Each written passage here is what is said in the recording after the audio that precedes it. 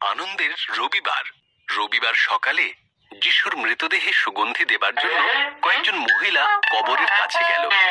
তারা জানতো কবরের মুখ ভারী পাথরে বন্ধ করা আছে। তারা ভাবছিল কেমন করে সেই ভারী পাথর তারা সরাবে।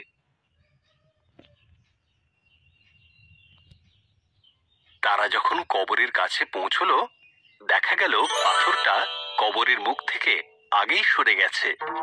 যিশুর পবিত্র দেহ সেখানে ছিল না, আর সেখানে স্বর্গদূতেরা ছিল। স্বর্গদূতেরা বলল, যিশু বেঁচে উঠেছেন, যাও তার শিষ্যদের গিয়ে বলো।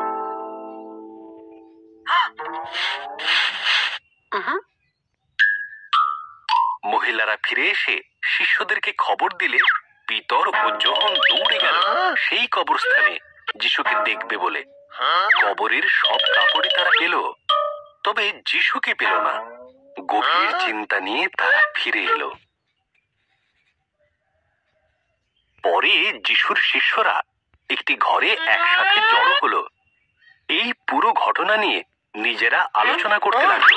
এমন সময় যিশু তাদের দেখা দিলেন। শিষ্যরা ভীষণ ভয় পেয়ে গেল, কারণ তারা তাকে ভূত মনে করেছিল।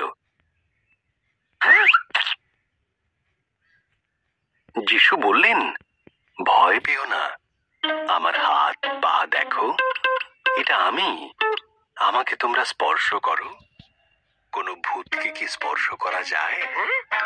ভূতকে কখনো খেতে দেখেছো? আমার কিন্তু খুব খিদে পেয়েছে।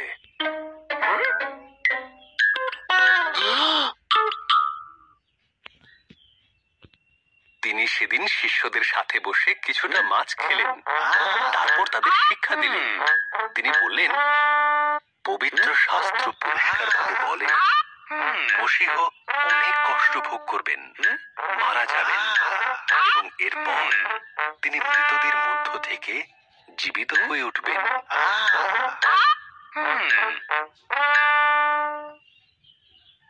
তোমরা এখন যা দেখেছো তা বিশ্ববাসীকে জানাও। সব মানুষ জানে ঈশ্বরের প্রতি অবিচল বিশ্বাস ও প্রেম থাকলে তিনি মার্জনা করেন। আমি যা করেছি তার জন্য ঈশ্বরের কাছে প্রেম লাভ করবে। যিশু তার শিষ্যদের বললেন। যিশু তার শিষ্যদেরকে জগতের সবার কাছে গিয়ে তার সুসমাচার বলতে বলেছিলেন। আরো ভিডিও দেখার জন্য সাবস্ক্রাইব করুন বাংলা কার্টুন।